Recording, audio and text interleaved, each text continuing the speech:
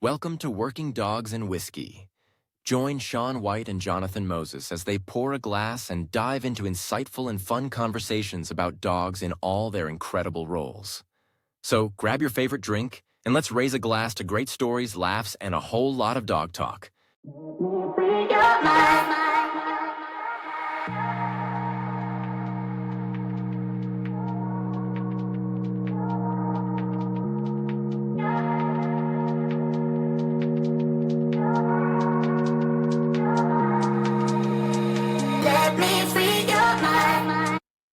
All right, welcome back to another episode of Working Dogs and Whiskey. I'm Sean White, and I'm sitting here with my friend, co-host, Jonathan Moses. And what were you just watching? So we'll start it off with banter, I guess, since we're in it.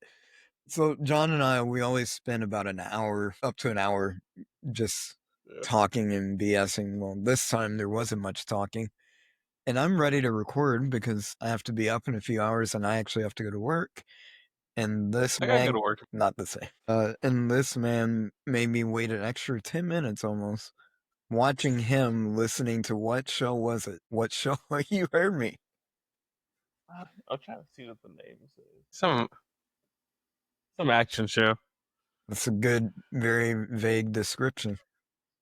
Yeah. Yep. Is it SWAT or whatever? Yeah, not SWAT. It's one of those shows you can turn on and you don't have to pay attention to it. You can kind of just do other stuff, but then there's like a cool action scene or something happens. And then you stop and watch for a minute and you're like, oh, that's cool. And then you just keep it moving. Because very rarely do the episodes have anything to do with like the next episode or the one before it. So like I'll miss 5 episodes. I have it on while I'm cleaning the house just to have some noise. And then you just tap back in whenever you're ready. And so it has nothing to do with your new. To be fair, I've been watching this show for like a year, way before I started this job. Almost like you were getting prepped. I'm not doing what they're doing. Not yet. Could be. Not unless I got LAPD. Oh, you don't want to be in LA right now. No. Yeah, good luck to them. Yeah. All right. Anyways, I don't think there's a perfect segue for after that. But anyways, let's get the first part out the way. So if you're still listening, we need 5-star reviews. That's number one. 5-star reviews. So that way we can hopefully get a sponsorship, which will lead into better and bigger things. And maybe we can get a studio. But we'll have to get one in Texas and in South Carolina. So we need technically 2 studios. Yeah. What do you guys think? Gotta look at our janky backgrounds and plain surfaces. Yeah. Well, it looks like I'm in a den. My grandfather's dead. Yeah. I just shed in the backyard. This motherfucker got cameras. Yeah. Well, we're doing the best we can for now. But every 5-star review puts us in a better position. Yeah. Make this podcast better and yeah. But until then, we'll do what we do. And I know my boy's listening because that's his dog on the cot back there, and he told me he's listening to more episodes that we put out. Go leave a review. I'm talking directly to you. All right. Next time you got to call him out by name. 100%. Yeah, we're still at 7. I think 7. I don't know. I'm trying to pretend that I'm fully invested in that, but it's starting to become a challenge though. Like a personal challenge. It makes it fun. Yeah. All right. Anyways, we have a subject, right? Yes. All right. So let's talk about, I don't want to really name it. I guess we'll dive right into it, but basically the pros and cons on overtraining, right? So I know for me, this is probably my biggest kryptonite. And I think really honestly, most good trainers, at least, especially starting out, like that's a very big thing. That's like usually like step 1 in lessons learned, I guess, in the book of lessons learned.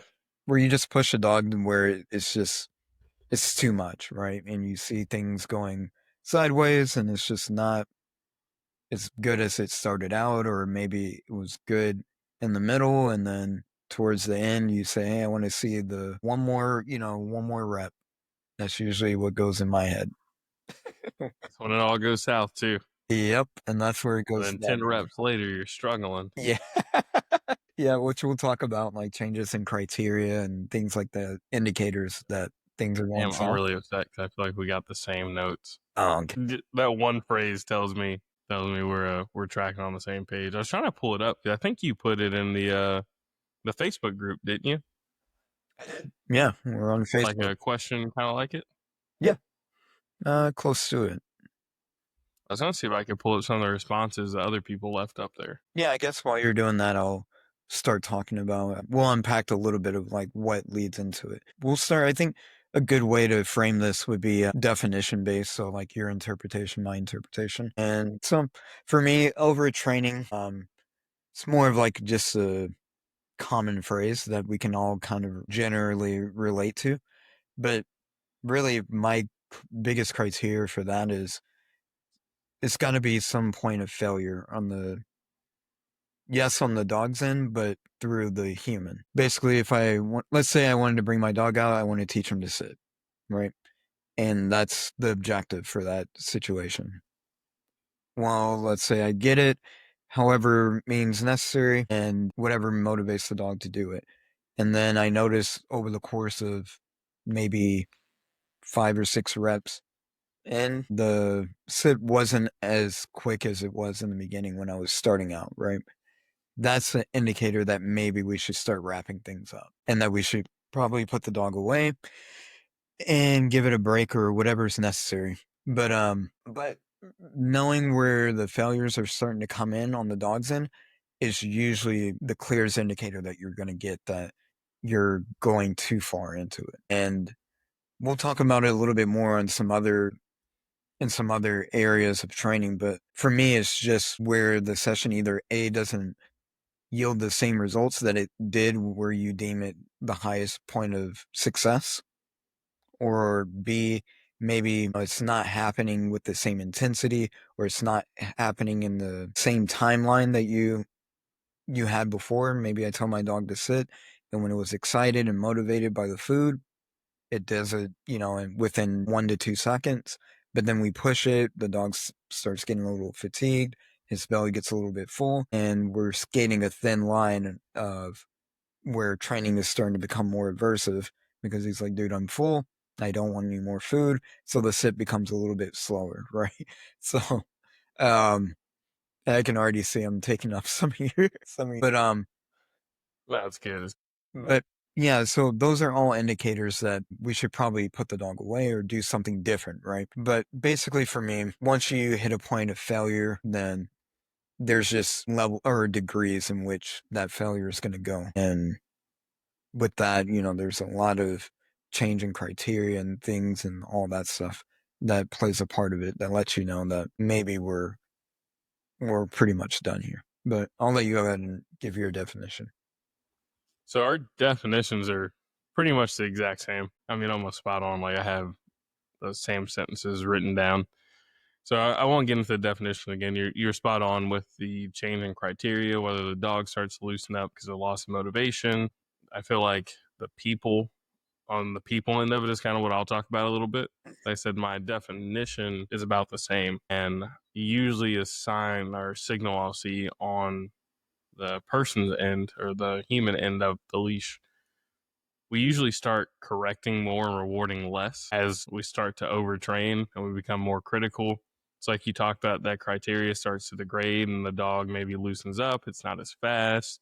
It's kind of losing some motivation with that because as people are like, hey, the dog was just doing it. He's being disobedient or he's not following through, or I know he can do better. We start to correct more. We start to reward less, which just kind of starts pushing us further and further in the wrong direction. And for me, that's another sign that I'm starting to overtrain. If I'm like, man, that session was terrible, because I feel like we all kind of get down on ourselves. And, hey, it was going so well, it got really bad. I'm starting to correct more. Maybe my reward's not coming out as fast. The criteria for the behavior is starting to fall apart.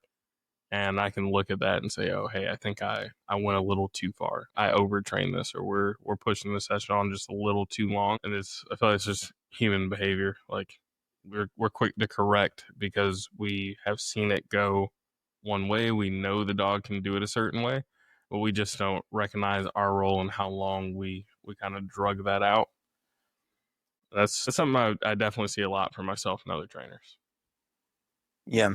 And as you were talking, I was thinking about like when you mentioned correction, and I want to kind of unpack Yeah. correction. We'll go on our tangent for this one. Like, so I think for me, a lot of times I'm looking at more is we use that term very loosely. We say, hey, I'm going to correct the behavior, right? And there's another theory that I could throw out there, but I think we'll save that one for a whole nother episode. But basically, it's predicated off of homeostasis, right? And it's based for human psychology. But within it, it's saying in order to have one thing, two opposing things could happen at the same time, essentially, right? So bringing it back into that in the realm of dog training, if we want to correct something, part of it is the dog would have to know the proper behavior. So you can't teach and correct at the same time, if that makes sense. So, and we use, and I hear it a lot, especially where I work at and stuff like that. I'll just correct them into whatever position or correct them on odor or whatever the case may be. But it's like, what phase are we in training? Are we teaching him? And if we're teaching him, how can we hold him accountable to something that he doesn't truly know yet, right? So I think that's a big thing for me to know when you're overtraining. Like you said, I would substitute correction in the teaching phase for input, right? Would be the biggest thing. And that would also go into criteria change and stuff like that. So like maybe in the beginning, I need a handler for going back into this scenario that I set up earlier with sitting. Maybe it was initiated with a handler or hand gesture, food over the dog's head. Traditionally speaking, he should put his butt on the ground, right? Maybe I got to a point where I could, I got one or two verbals where I could tell the dog sit, and Pavlovian conditioning and all that good stuff is taking effect, and the dog is responding to what used to be an unknown stimulus, sit, right? And now we're gravitating away from the hand more, right? Well, as we continue on in the session, we try to correct it or offer something to help the dog. And so we go back in criteria. Now I'm going back to using my hand, vice where we were gaining success just using a verbal. And because we get so caught up in just getting the action done or getting, whatever the behavior we want to capture, we get so captured in that alone that we get lost in our changing criteria, if that makes sense. And I know this is kind of just flowing through my head. So, but basically, once we achieve a certain level in criteria consistently, and it doesn't have to be consecutively, I want to clarify that. Consistently just means that essentially it's happening more times than not, right? Consecutively would mean it would have to repeatedly happen back to back. But once we get that verbal sit consistently more times than not, that's an indicator that one, I want to go ahead and end it, not so much for the dog, but for me, right? Makes me feel good about the next session and everything else going into it. And I'm in a better frame of mind going into the next session. Outside of that, I also want to end, on our target behavior. And so, if I came out there saying, hey, I'm going to get to a verbal, but then I'm ending on, a lure, because I just want to see the dog sit one more time, where are we truly at? And that can go across so many different things. What are your thoughts, man? So you just segue right into another topic Good. that I had written down, kind of going over the same thing. So I feel like something that kind of drives this overtraining in dogs a lot of time is the whole, hey, we have to end on a good note. You got to end on the best rep or with the target behavior. So like you said, we may have went into the session saying, hey, I want to get this sit where the dog does it on verbal. But maybe I kind of passed that threshold. The verbal's a little bit slower. He's not quite getting it. So I start going back to the hand signal or the cue because it's consistent, right? And I say, oh, look, he's going with speed or some kind of urgency again, because you lose track of the goal was to get the verbal, and you start looking at the end behavior, because as people, it's just what we do. All because we're trying to end on that one good rep, right? So knowing when to call it is definitely important. I wanted to get your thoughts on the whole end on a good note. See you talk a little bit about negative punishment and why sometimes it's not always a bad thing to end where the dog maybe doesn't necessarily succeed right away, and put them up, train them, pull them back out later. You don't mind talking on that? Yeah. So ending on a good note, that's kind of like it was more of one of those things that was just brought up in the community. We always want to end on a good note. And it was originally put to me that that the last thing you end on is what the dog is going to remember, which can be true, but we never entertained the other side of it. Maybe he can benefit from negative punishment. Well, why didn't it work, on the last rep?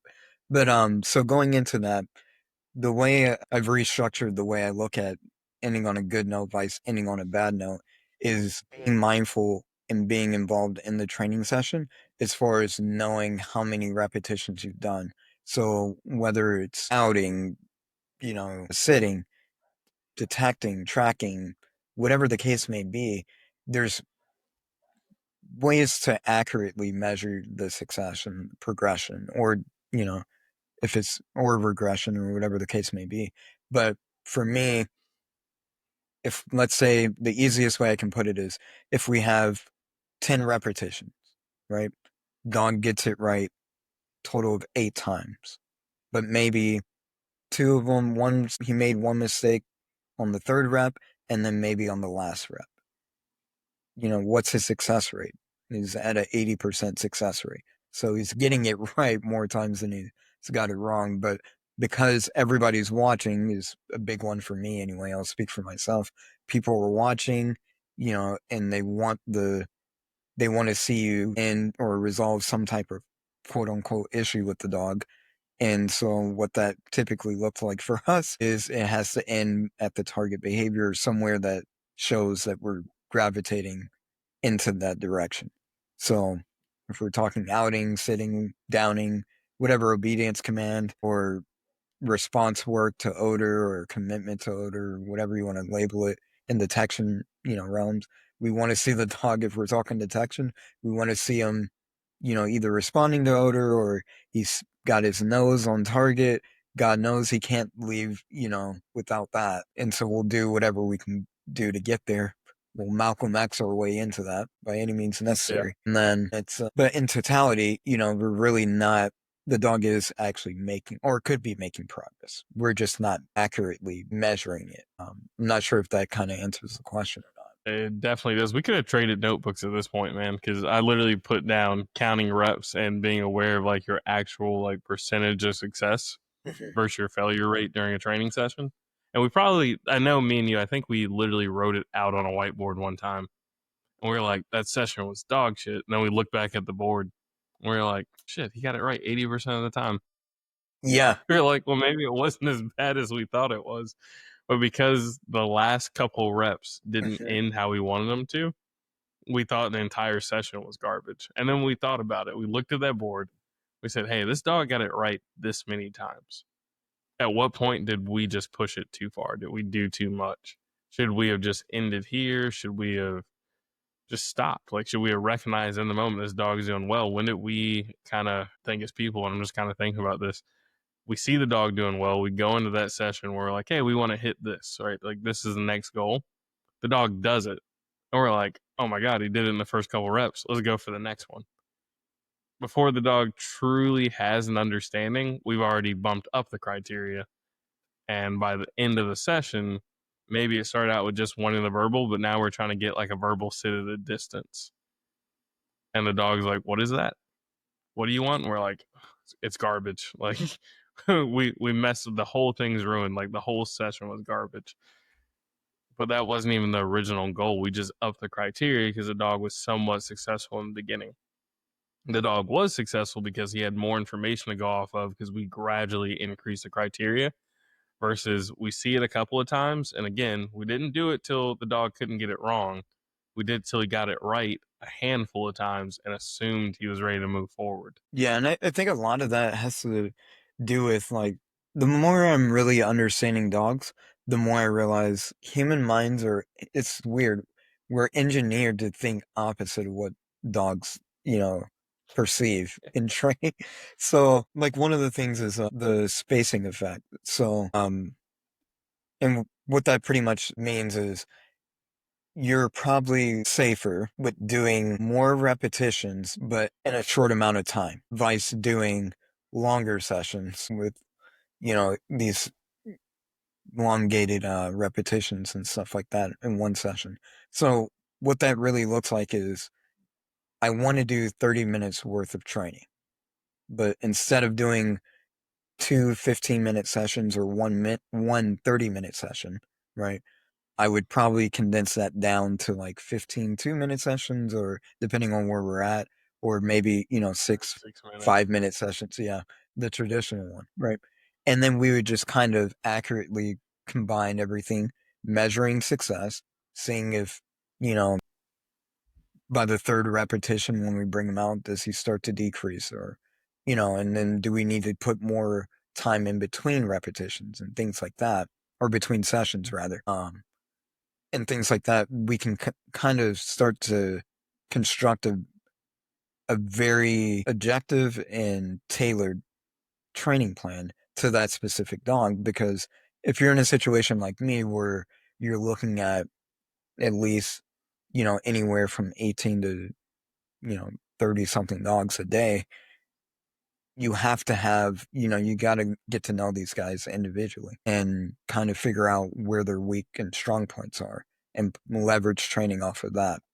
So in prevention, right, I want to keep accurate, detailed notes on what I'm doing, no matter if it's bite work, detection, obedience, whatever the task is.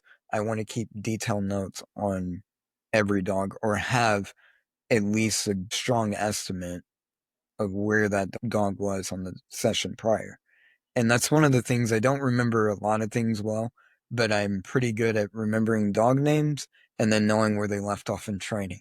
Those are like the two things that I'll probably, the last things that I'll, forget. But that's just come from a lot of repetitions and note taking.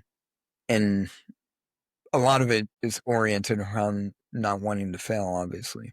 So I get to know the dogs individually to try to, like you said, prevent that, what you said earlier about introducing or implementing punishment, essentially, or corrections in the teaching phase. So, but one thing I wanted to get your thoughts on was, how do you what are indicators for yourself, like personal indicators for you, that maybe you either need to end the session, or do you have things that you've implemented for yourself? When I put the toy in my pocket and move my e-collar remote closer, it's usually like a sign where I'm like, yeah, I'm about to make something happen.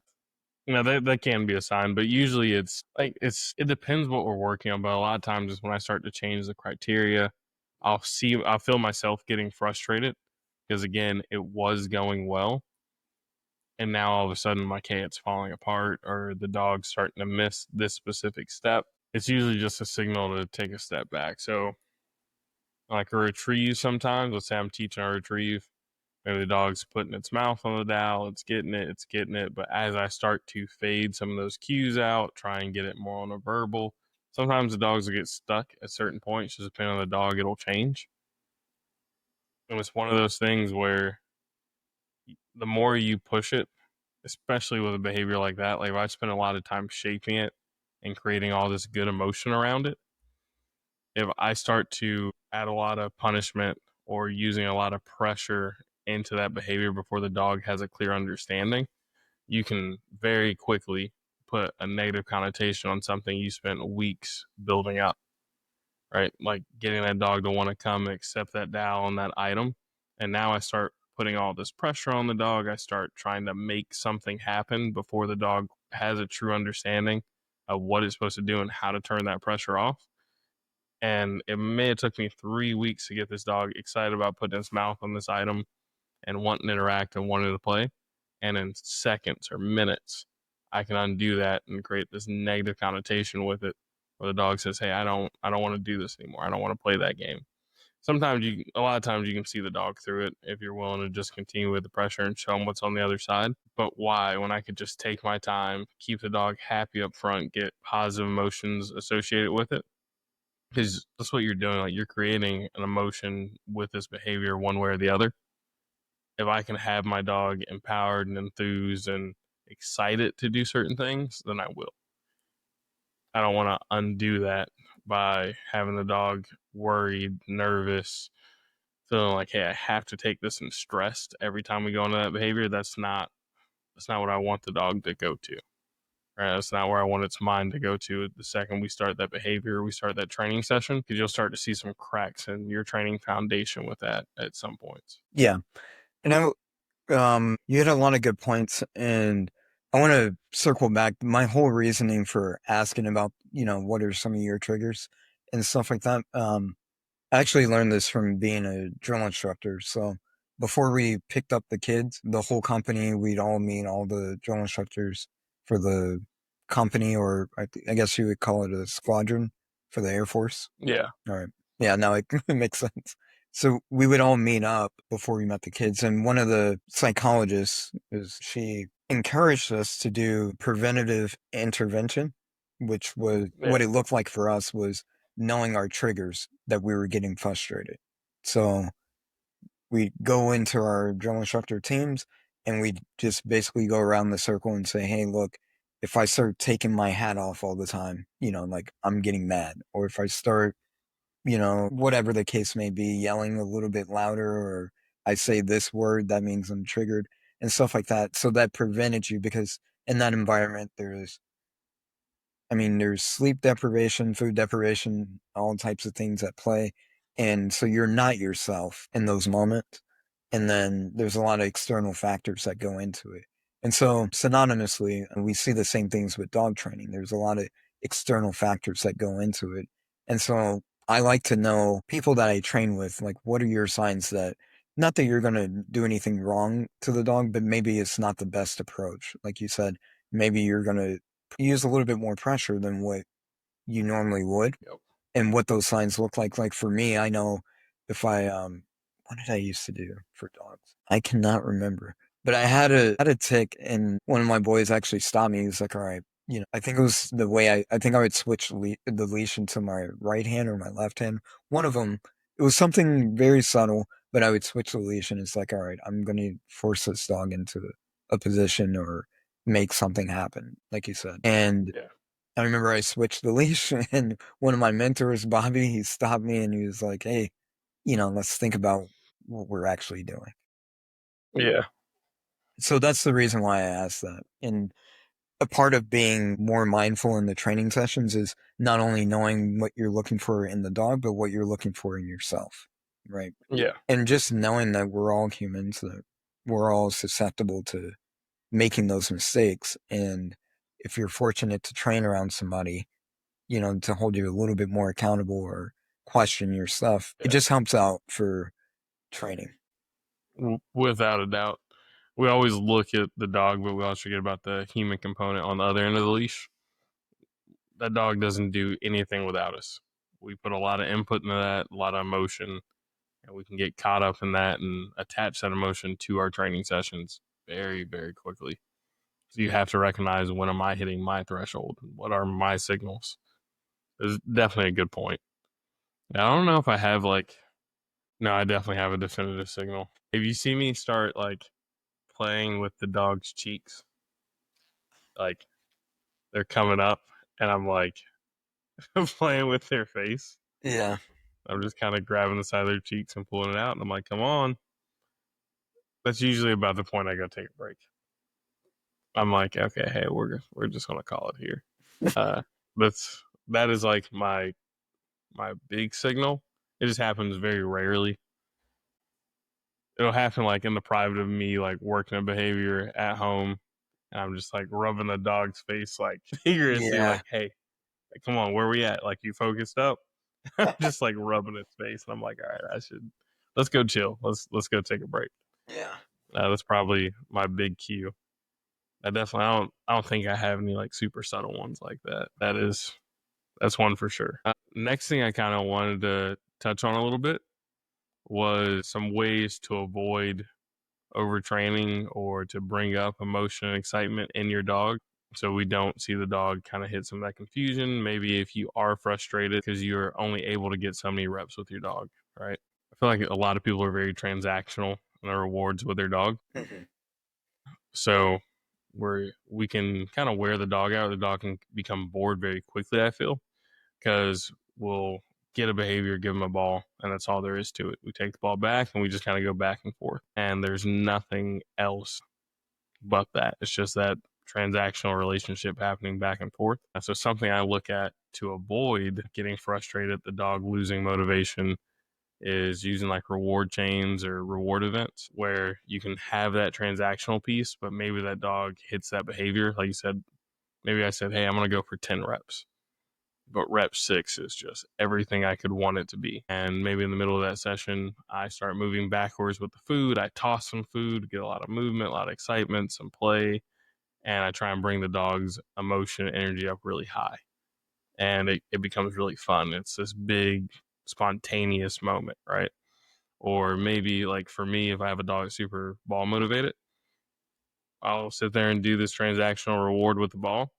And if the dog just nails it, we'll turn it into a game of 2-ball where I'll pull the other ball out. Now we're getting some running, some chasing, some flying back into it. And then we go back into the behavior. And the reason that's the best way I can explain why that's so important to the dog, it's kind of like us working jobs for money, right? Everybody says, like, oh, yeah, I want to make more money, want more money to go do X, Y, Z, da, da, da. The money's transactional. Like, if it didn't allow us to go have these moments and these experiences or get things we wanted, we wouldn't care about the money. Like, we want the money, but ultimately what the money leads to is the reward or the event or the experience that we want to go have. Kind of the same thing for the dog with the ball, right? Like, I can sit there and give you a dollar bill and I'll pay you, and you're like, hey, cool, I appreciate it, right? Like, I need this.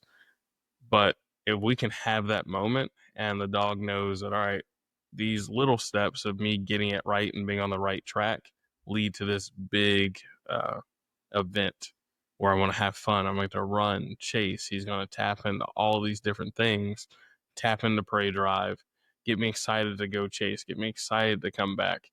Now the dog gets to spend that money, right? They get to go do the thing they really want to do.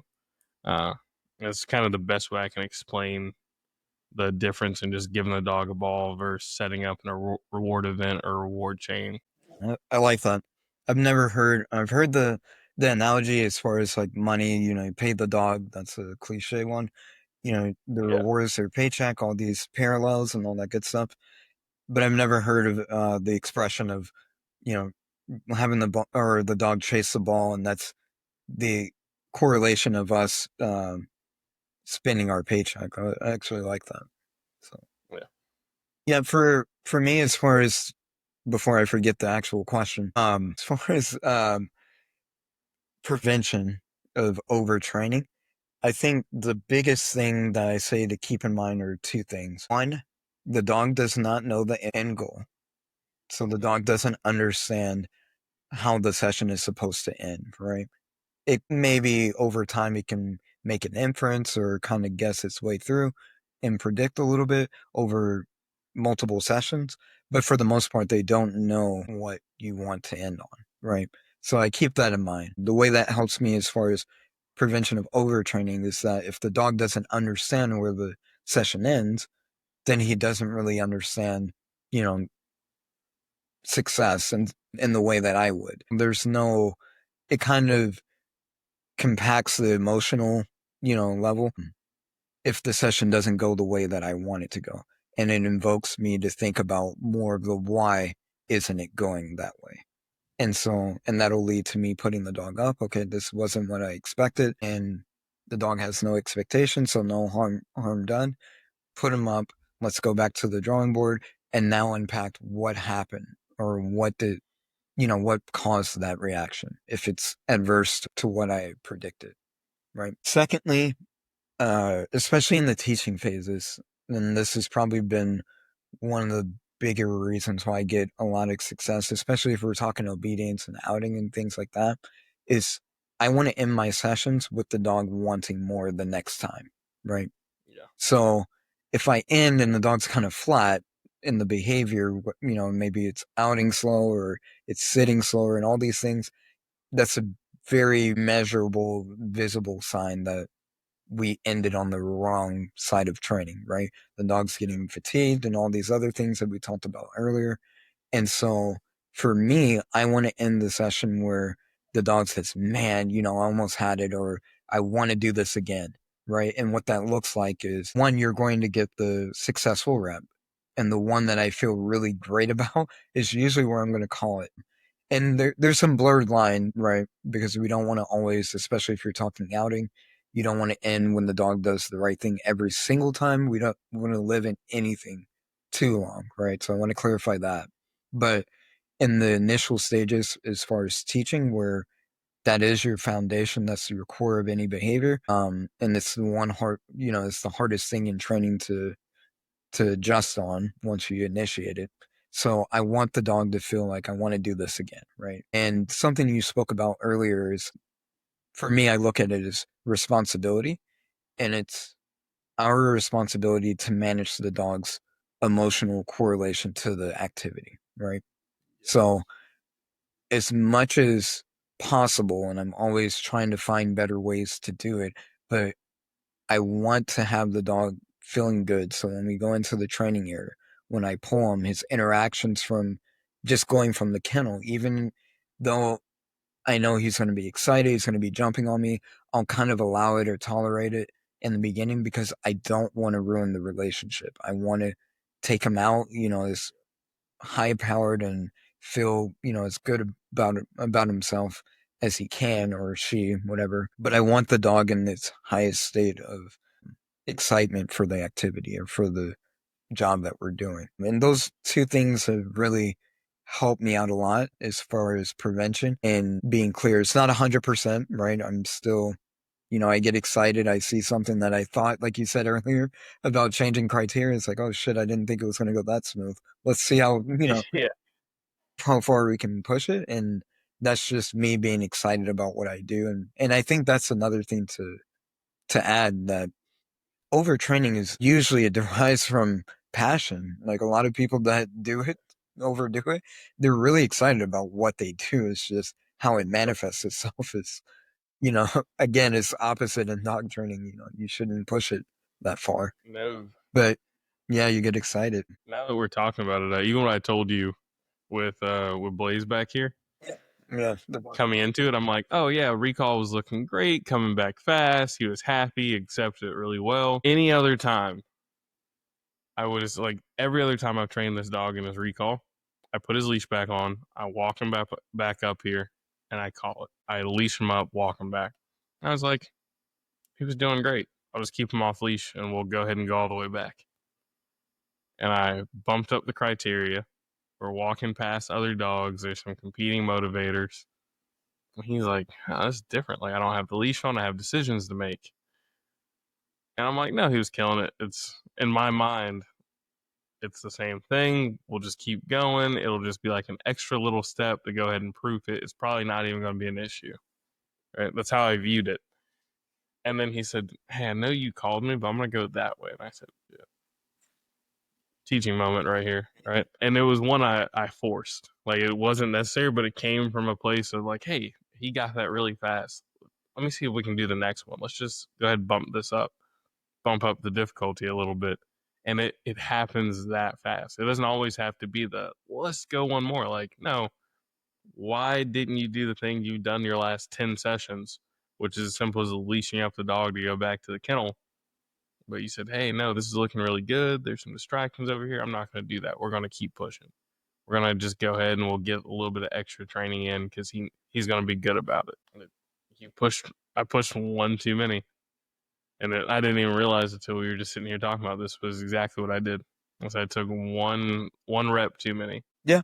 I mean, and that's the thing too, is sitting back and, you know, don't just go from one session to another without reviewing how the session prior went, right?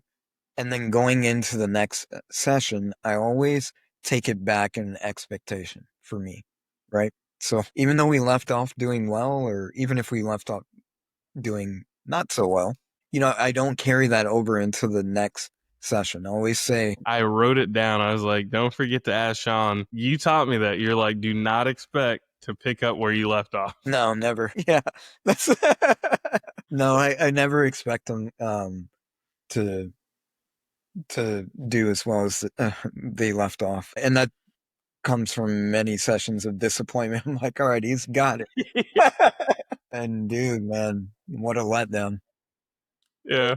But no, I don't I carry that swear. over. And Yeah. that alone, once it becomes consistent and the dog starts becoming consistent between sessions, not repetition, now we have something that we can kind of say, all right, this is now a new baseline for this dog. And it's probably conditioned into it. While we're telling stories, no, I'll circle back since you were talking about pushing it too far. Yeah. One of the things I think I mentioned, and you kind of touched on it too, is how training can go well in the beginning and can be effective, and then can easily slip into being punishing, right? So I had a dog. Well, he wasn't my dog. They brought him to me. His name was Echo. And the only reason I remember him is because one of his paws, he only had 3 toes. And yeah, it was weird. But Yeah. yeah, maybe somebody tried to force fetch and it didn't go, but I don't know.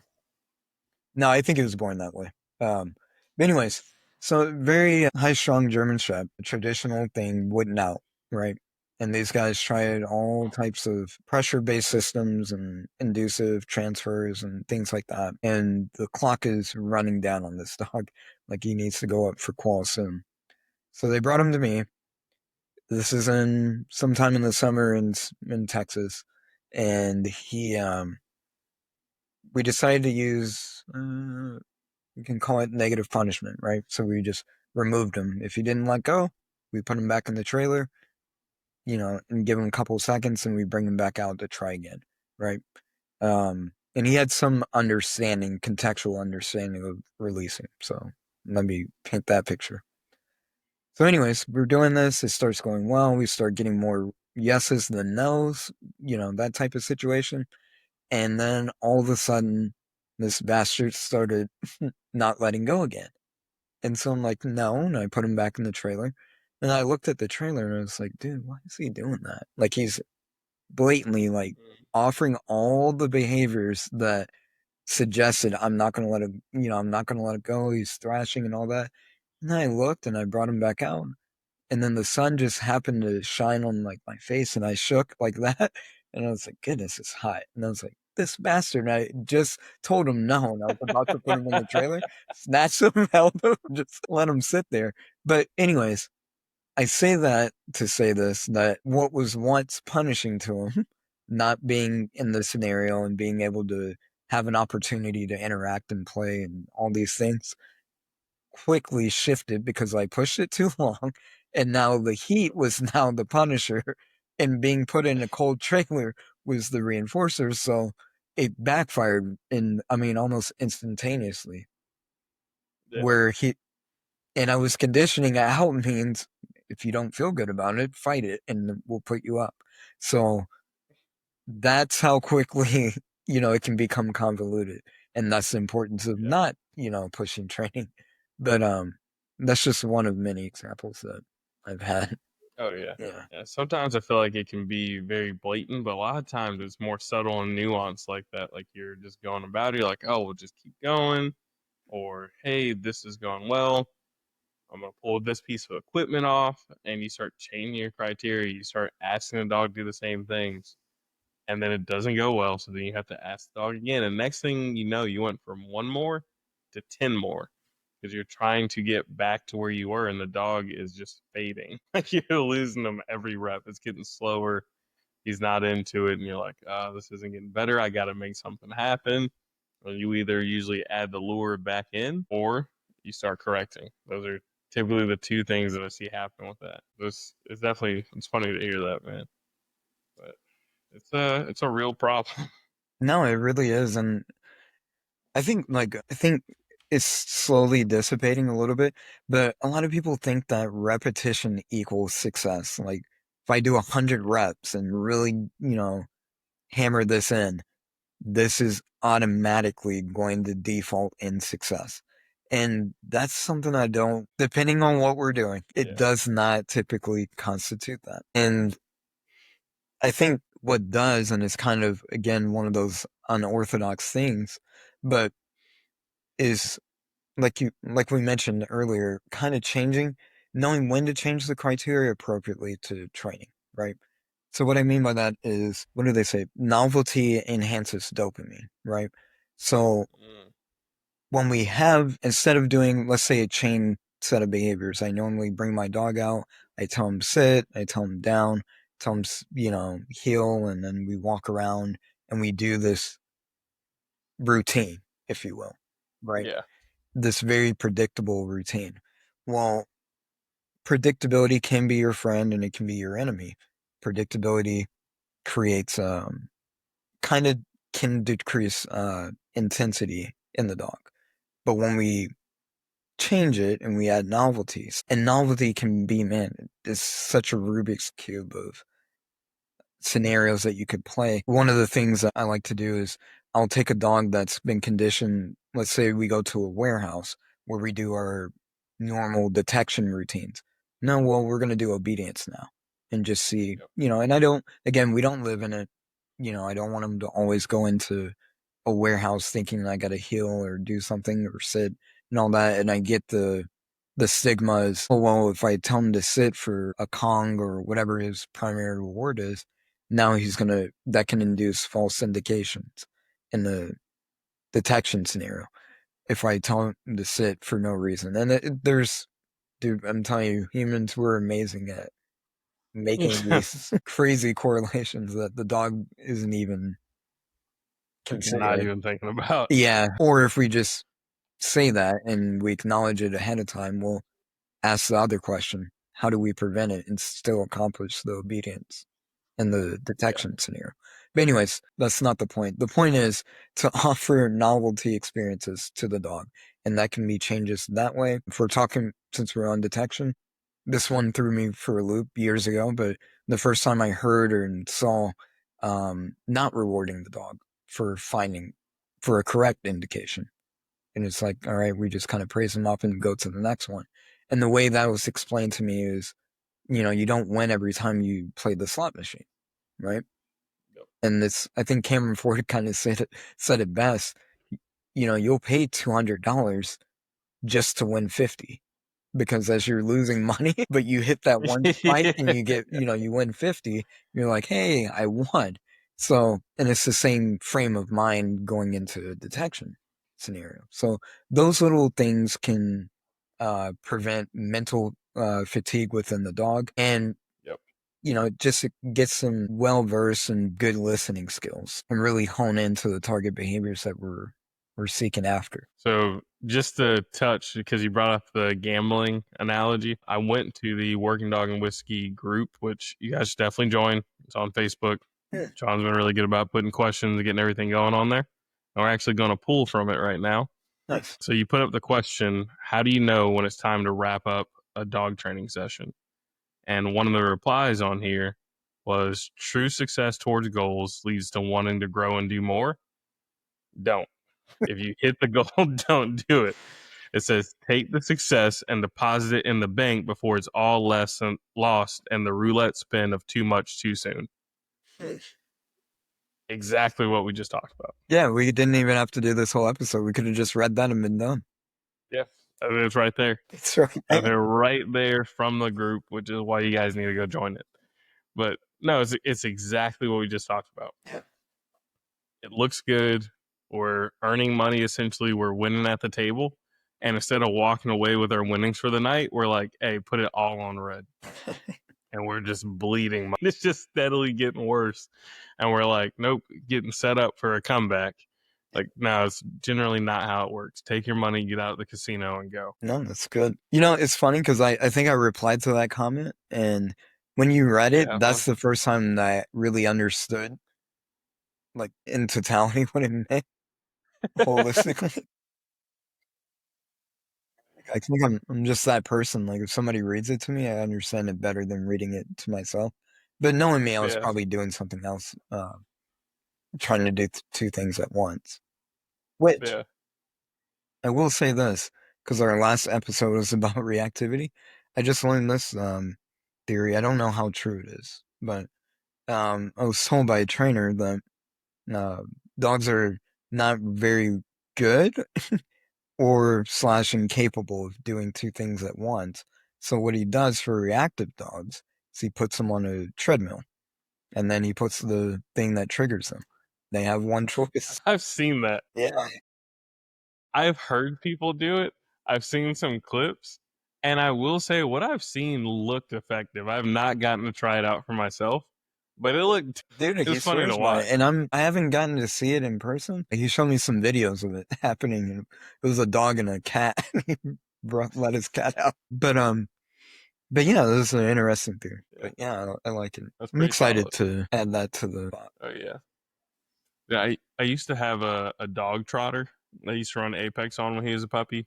It was just set up in the living room of my apartment, and I'd put him on it, and like on my lazy days, he'd run on it. And now I wish I kept it.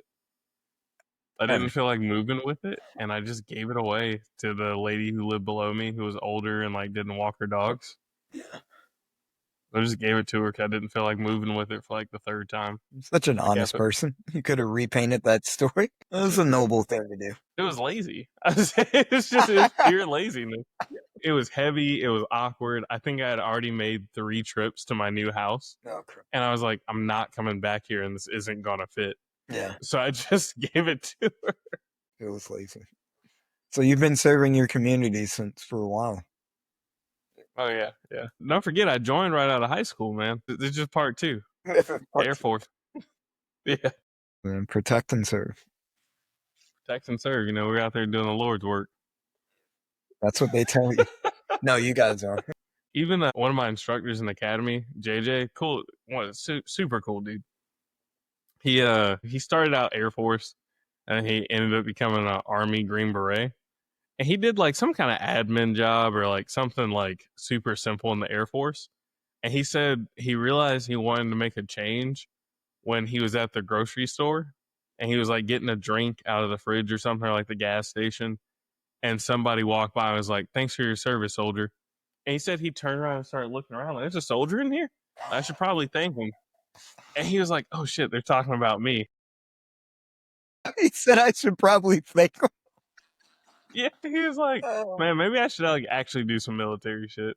And like he just switched to be a Green Beret. That's wild. And he's like, That was enough to push the needle. yeah, he was like, "You know what? I don't feel like I'm really in." He's this is just a wake up call. Dude, that's such an empty feeling that they leave you with. Man, Uh, no, I'll stick to playing with dogs. I don't know. All right, I think we should wrap it up. I think so, man. That was a fast hour. Yeah, it doesn't feel like it, does it? I feel like we just started talking 10 minutes ago. Yeah, I just looked up and I'm like, we're almost at an hour. Yeah. All right. Any other like little tips for reactivity? I feel like we should almost do an episode on like emotion behind behavior and stuff. You put me onto that one. Okay. And it's like the missing component to most people's training, I think. We can do that for next episode then. So, All right, yeah, so we'll roll with that then. um, I'm gonna write it down because I'll call you 3 times and be like, "Hey, what's the next episode?" I'm probably still gonna call you. my gosh. I'm still gonna call you. This notebook doesn't leave this table. So like I write down these topics and stuff. And I'm like, oh, that way I remember. But then I don't take it with me. I don't look back at it. It is strictly for podcast time. It's all right. It's working. All right, so we have emotion behind behavior. I like that. I like that. Yeah. Yeah, there's a lot to do with that. Actually, yeah, that'd be a good one. I have a whole. I wonder if we can get some videos to plug in and reference on the Instagram or in the Facebook group. Facebook and YouTube. Throwing some example videos. And YouTube, you're right. Yeah, we have a You're right. whole thing now. Yeah. And now I'm looking at, I guess there's Amazon Music. I don't even know if they put podcasts on there. That's what I'm talking about. All platforms. Everywhere. We'll see where it takes us. But Oh, yeah. All right. I think that'll do it. So let's do our traditional. How do they reach you? Jonathan Moses K9, everything. All right. And I'm just as simple. Sean White, letter K, number 9 on everything. And then if you want to talk to us both at the same time, Working Dogs and Whiskey on Instagram to message us both at the same time. And then we're on YouTube and follow our Facebook page. And ask questions. Join the group. Yeah, join the group, ask questions. Or answer some questions. Yeah. You know what? That's probably a better. Yeah. See? Yeah. They can put questions in there if they got them, but like I like seeing the people respond to the questions you've been putting in. Now I'm dog shit because I look at the questions, I read all of them. I don't think I responded to a single one. No, I was gonna talk to you offline, but since you covered it, like I'm such a loser, absolutely dude. terrible. Yeah, I just see you liking stuff, and I'm like, this one. I'll be like, oh, that's good, and I'm just liking the post. I'm like, man, they're really responding to this one. Look at all this. Yeah, that's a good move on. I don't even leave a comment. Usually I will, to my defense, usually when I see it, I'm on shift and like we're riding to a call and I'm just like, oh, let me scroll through Facebook before we get there. I'm like, oh, that's good. And then I'm hopping out on some crackhead or something. So I'm like, all right. Speaking of doing that, I figured out that so scrolling on Facebook and social media or whatever, it's become a, what is it? A way to, I'm going to say this incorrectly, but to de-stress or whatever. So either leading into an event that you're about to be stressed by, potentially, or if you're coming out of one. And I notice how much more I do it. Like I'll do something, or if I have to devote like a lot of mental capacity towards something, and then I'll just hop off of, the internet or whatever I was doing, and I'll just hit Facebook for no reason. Like, to dude, unwind. Absolutely. Yeah. And it's, I gotta talk to you offline about something I did. Definitely not incriminate. Well, it's not incriminating, but like I'm not putting myself out there like that. It was legal. No. It just wasn't right. Well, I'll talk to you about it when we finish up. That's fine. All right, so now I got to figure out what John fits. So. Yeah. All right, that'll do it for another episode of Working Dogs and Whiskey. Sounds good.